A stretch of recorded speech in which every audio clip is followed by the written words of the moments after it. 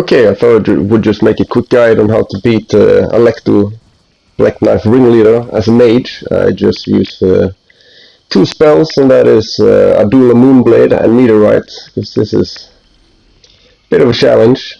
I can walk you through what I did. First thing you're going to need the Flask of Wondrous Physics with Cerulean Hidden Tear and Magic Shrouding Cracked Tear.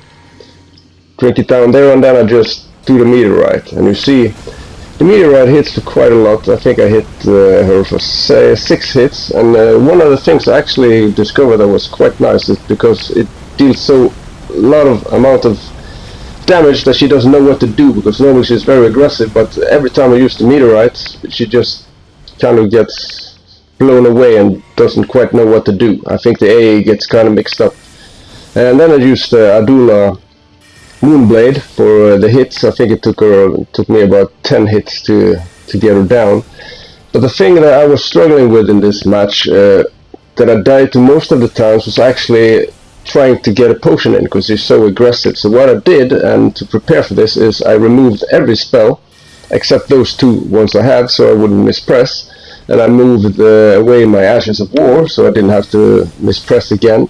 And I just, and here I fuck up a bit, but that's okay, get a bit trouble on that boat, even though, so that takes away all the mispresses, because I could normally get her down to like 1/3 every time health, but I would die when I was trying to get a potion. Like here you see I'm in big trouble, but I managed to get away.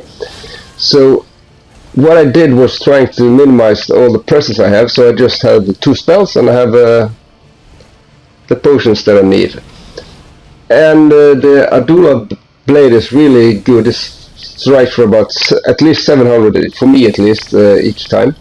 And you have quite a bit of range on it, so you can wield her down with it. But the biggest thing is the Metorite, actually, and that's why I wield the Metorite staff in the second hand, because that boosts the damage by 30%. I can show you.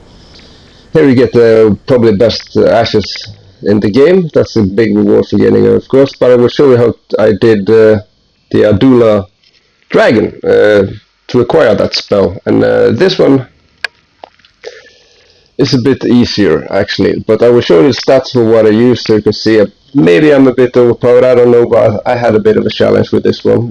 This is my gear. I used the Carian regal scepter and the Metorite staff in the other hand for 30% boost for the gravity.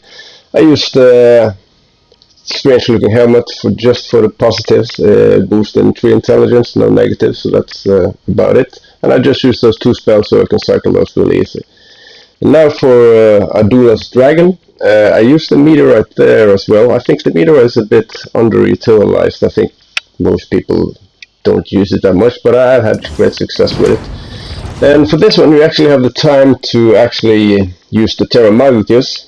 They put down a field that increases your damage for 35% with every magic you have, so that's really good. So since you most likely know where she pops up, I just go straight out under her, put down the Terra Magicus, and then I take the Flask of Wondrous Physics, and then I just do the Metorite.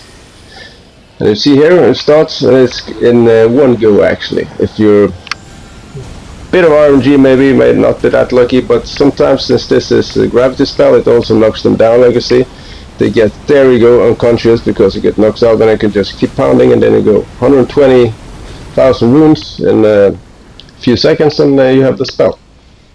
So give it a go. You might help your battles a bit, and good luck.